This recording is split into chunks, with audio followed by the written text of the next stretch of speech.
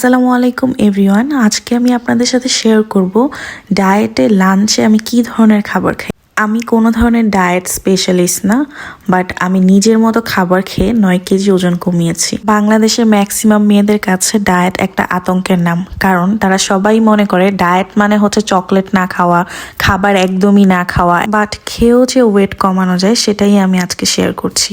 এখানে আমি খিচুড়ি নিয়েছি আমার জন্য, আর সালাদ বেশি করে, শসা, তারপর হচ্ছে ক্যাপসিকাম, পেঁয়াজ, লেবু, আর হচ্ছে 2 পিস মাংস নিয়েছি। আমি এখানে যে পরিমাণটা নিয়েছি খিচুড়ি সেটা আমার জন্য কম, কারণ আমার বিএমআই অনুযায়ী আমার আরো খাবার বেশি খাওয়ার কথা। যে আমি খাবারটা কাট করলাম বা ক্যালোরিটা কাট করলাম, এটাই হচ্ছে আমার দিন শেষে ফুল ক্যালোরি থেকে আমি কিছু হলেও কম খাচ্ছি। আপনি নিজেই নিজেরটা ক্যালকুলেট করতে পারছেন, আপনি আগে কিরকম খেয়েছেন বা এখন কেমন খাচ্ছেন, তার থেকে আপনি যখন ডায়েটে যাবেন একটু হলেও কম নেবেন। আপনি যদি ব্রেকফাস্টে 4টা রুটি খেয়ে অভ্যস্ত থাকেন, সেখানে আপনি 3টা করতে পারেন।